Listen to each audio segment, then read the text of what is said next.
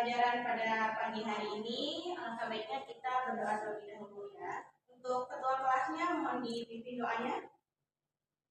Mulai pembelajaran pada pagi hari ini, alangkah baiknya kita berdoa menurut kepercayaan masing-masing. Berdoa dalam hati dimulai.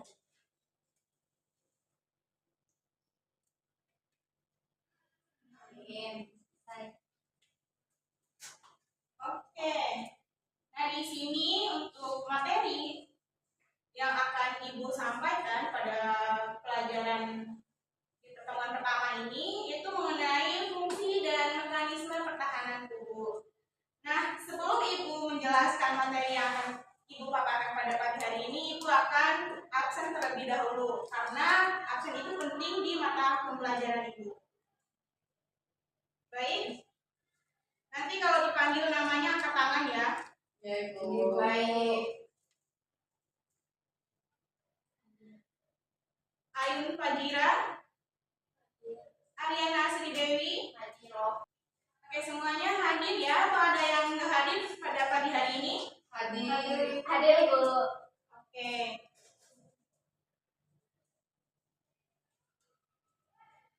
Baik, sebelum Ibu memberikan materi, kalian harus mengetahui dulu tujuan pembelajaran kita pada pagi hari ini, yang dimana tujuan pembelajaran kita itu kalian mampu menganalisis dan mendeskripsikan fungsi sistem pertahanan tubuh, mekanisme pertahanan tubuh yang terdiri dari pertahanan non-spesifik dan pertahanan spesifik. Oke, di sini ada penjelasan mengenai mekanisme pertahanan tubuh. Nah, mekanisme pertahanan tubuh ini adalah sistem biologis dalam tubuh manusia yang berfungsi untuk melindungi diri dari serangan mikroorganisme patogen. Nah, ini Ibu ingin bertanya, siapa yang tahu contoh dari serangan mikroorganisme patogen itu? Ada yang tahu? Saya. Virus corona. Ada lagi? Bakteri dan jamur, Ibu. Oke, di sini udah pada tahu ya contoh-contohnya ada seperti bakteri, virus, dan jamur. Kemudian fungsi yang kedua yaitu untuk mengenali dan menghancurkan sel yang rusak atau abnormal, yang dimana misalnya itu ada sel kanker. Nah, sistem ini bekerja secara kompleks dan berkoordinasi melalui dua garis pertahanan utama. Nah, di sini ada sistem secara kompleks dan terorganisasi melalui dua garis pertahanan utama. Dan di sini Ibu minta tolong satu orang yang bisa membacakan yang poin pertama. Saya, Ibu. Oke, dia bisa dibacakan. Yang pertama itu ada pertahanan non spesifik atau pertahanan alami. Nah, ini merupakan pertahanan yang dimana garis pertahanan pertama dalam tubuh, kemudian bekerja secara umum terhadap semua jenis patogen, contohnya kulit, lendir, dan juga air mata. Oke. Baik. Yang kedua ada yang mau membantu Ibu untuk membacakan? Silakan dia. Yang kedua, pertahanan spesifik atau pertahanan adaptif. Pertama, merupakan garis pertahanan kedua, terus dapat mengenali dan mengingat jenis patogen tertentu. Yang ketiga, melibatkan sel limfosit B dan T serta antibodi. Ya, kalian sudah membacakan tadi mengenai sistem yang secara kompleks dan terkoordinasi melalui garis utama kan. Dan kemudian materi yang selanjutnya mengenai fungsi mekanisme pertahanan tubuh. Dan di sini fungsi mekanisme pertahanan tubuh itu ada 4. Yang pertama ada melawan patogen. Nah, mungkin salah satu murid Ibu bisa membacakan apa sih fungsi dari melawan patogen itu? Oke, Ibu. Boleh, Ariana? Fungsinya yaitu untuk menyerang dan menghancurkan mikroorganisme asing seperti virus, bakteri, jamur, dan parasit yang masuk ke dalam tubuh. Oke, untuk fungsi yang kedua mendeteksi dan menghancurkan sel abnormal. Mungkin Ibu minta tolong ke Dian buat bacain fungsinya. Baik, Ibu, terima kasih. Fungsinya yaitu untuk mengenali dan menghancurkan sel yang mengalami mutasi atau pertumbuhan tidak normal seperti sel kanker. Nah, untuk fungsi yang ketiga itu menghilangkan sel rusak, yang dimana di sini fungsinya itu untuk membersihkan jaringan tubuh dari sel-sel yang telah mati atau mengalami kerusakan akibat infeksi atau cedera. Kemudian yang fungsi yang terakhir ada membangun imunitas, yang dimana melalui sistem pertahanan spesifik, tubuh dapat membentuk memori imunologi terhadap patogen yang pernah menyerang sehingga lebih cepat dari efektif merespons serangan berikutnya. Hanya itu materi yang Ibu sampaikan pada pertemuan di pagi hari ini. Nah, sekarang Ibu akan membuat kelompok, membagikan kelompok untuk kalian mengerjakan soal yang Ibu berikan. Ini Ibu akan membagikan 2 kelompok, masing-masing satu kelompok itu terdiri dari 5 orang. Nah, dari kelompok pertama itu dari Hanifah sampai dengan Zur. Kemudian kelompok 2 dari Ayun sampai Gerli. Baik Ibu. Mohon dibentuk kelompoknya. Aliana kesini. Dia Iya pasti ya.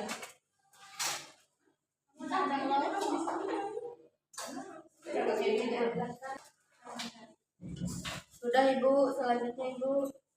Oke, sudah bentuk kelompok. Sudah. Oke, Ibu sudah mengirimkan soal untuk kalian diskusi sama teman kelompok kalian. Di situ masing-masing satu kelompok itu satu soal. Kalian bisa lihat di GC yang udah Ibu kirimkan. Ibu boleh bertanya? Boleh. Berarti kelompok 2 dapatnya soal nomor 2. Iya, untuk kelompok 2 itu dapatnya soal nomor 2 dan kelompok 1 dapatnya soal nomor 1. Ada yang ditanyakan lagi mengenai soal diskusinya? Tidak ada Ibu, sudah jelas. Oke. Nanti kalau ada yang kurang atau belum yang dipahami bisa langsung tanyakan ke Ibu. Ya Ibu, Ibu berapa menit waktunya? Untuk menit diskusinya itu Ibu kasih 5 menit untuk berdiskusi. Ya Ibu. Sudah jadi Bu. Boleh apa yang ditanyakan? Ya, nanti ada perwakilan satu kelompok untuk mempresentasikan, membacakan hasil diskusi kalian. Baik Ibu. Oke, untuk kelompok 2 udah? Udah Ibu. Oke, kelompok 1 sudah selesai. Kelompok 1 bisa perwakilan dari kelompoknya untuk mempresentasikan hasil diskusinya. Ya Ibu, ini Hanifah. Oke, Hanifah, silakan. Yang lain tolong didengarkan ya. Baik, Assalamualaikum warahmatullahi wabarakatuh. Waalaikumsalam warahmatullahi wabarakatuh. Saya perwakilan dari kelompok 1 akan mempresentasikan hasil diskusi kelompok kami yang telah kami buat terkait setelah beberapa hari cedera, terkadang timbul nanah atau pus di sekitar jaringan yang terluka. Apa sebenarnya nanah tersebut?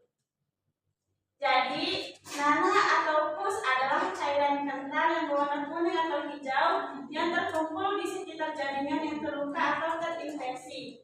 Nanah terdiri dari 3. Yang pertama dari sel darah putih, yaitu sel darah putih yang telah mati atau rusak setelah melawan infeksi. Yang kedua ada bakteri yang telah mati atau terperangkap oleh sistem kekebalan tubuh. Yang ketiga cairan plasma, yaitu darah yang telah keluar dari pembuluh darah ke jaringan yang terluka. Jadi nanah merupakan tanda bahwa sistem kekebalan tubuh sedang melawan infeksi dan berusaha untuk mengisolasi dan menghilangkan patogen dari jaringan yang terluka. Namun jika nanah tidak diobati dengan benar, infeksi dapat menyebar dan menyebabkan komplikasi yang lebih serius. Sekian dari kelompok 1. Wassalamualaikum warahmatullahi wabarakatuh. Waalaikumsalam warahmatullahi wabarakatuh. Oke, kita memberikan aplaus untuk kalian, Hanifah. Oke, untuk kelompok 2 siapa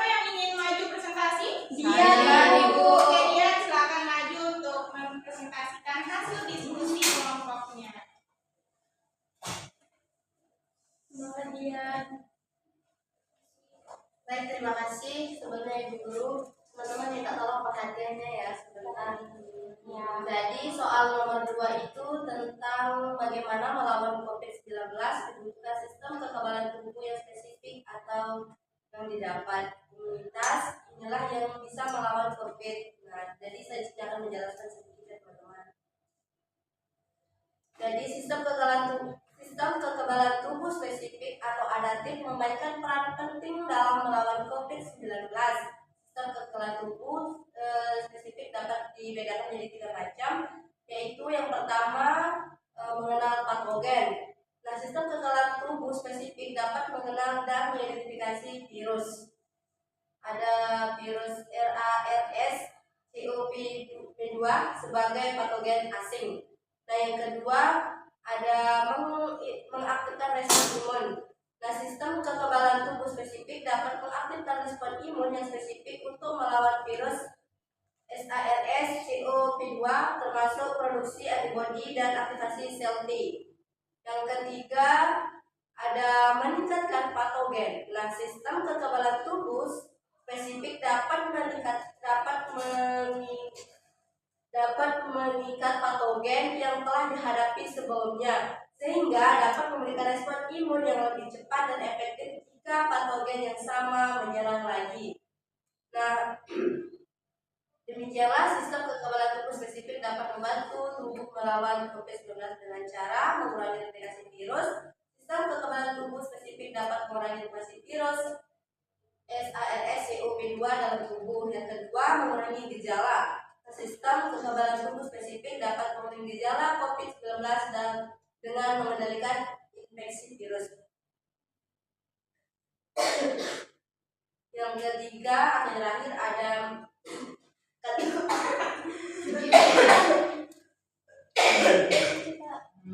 dari ketiga ya? Ya. Yang ketiga ada meningkatkan kesembuhan. Nah, sistem kekebalan tubuh spesifik dapat meningkatkan kesembuhan dari COVID-19 dengan menghilangkan virus dari tubuh. Nah, itu saja jawaban dari kelompok 2. Mohon maaf. Itu saja Ibu. Oke, baik, untuk Gian sudah memaparkan hasil diskusinya, kita berikan aplaus untuk dia. Oke, anak-anak bisa kembali ke posisi semula.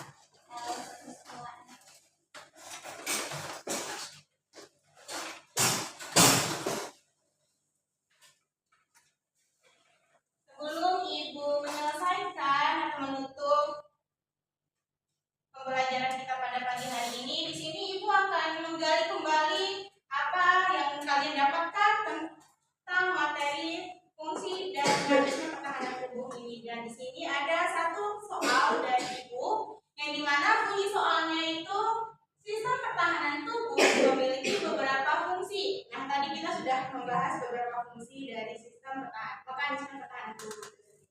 Yang pertama, opsi A yaitu menyingkirkan sel-sel yang sudah rusak akibat cedera. B. Mengenali dan menghancurkan sel-sel normal. C. Mempertahankan tubuh dari patogen invasif. D. Melindungi tubuh terhadap serangan antigen dari lingkungan. Dan yang terakhir E. Melakukan respon imunitas yang tidak tepat sehingga terjadi alergi.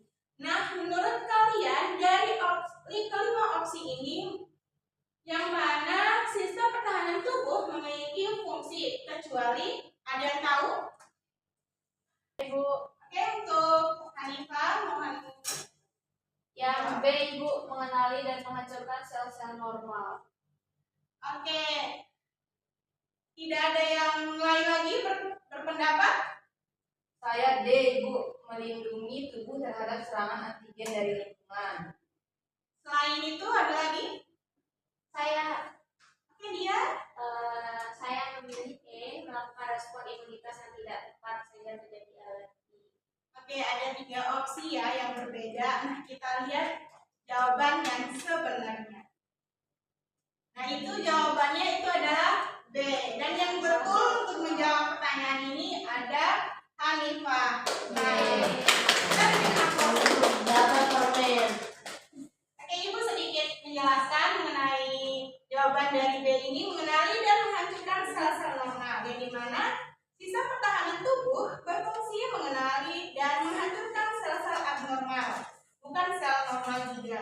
Jika sistem imun menyerang sel normal, itu merupakan kondisi kelainan seperti penyakit autoimun, bukan fungsi yang benar dari sistem imun. Yang dapat kita simpulkan pada pembelajaran pada pagi hari ini mengenai fungsi dan mekanisme pertahanan tubuh, yang dimana sistem bekerja secara kompleks dan terkoordinasi itu melalui dua garis pertama. Yang pertama ada pertahanan non spesifik atau pertahanan alami, yang kedua pertahanan spesifik atau pertahanan adaptif. Dan kemudian ada beberapa fungsi yang kita dapat simpulkan di pembelajaran hari ini. Yang pertama ada melawan patogen, menghilangkan sel rusak, mendeteksi dan menghancurkan sel abnormal, dan terakhir membangun imunitas. Baik, Ibu cukupkan sampai di sini. Kalian pulang hati-hati, yang bawa motor pelan-pelan, yang dijemput tunggu dijemput. Sampai ketemu di minggu depan. Oke? Baik.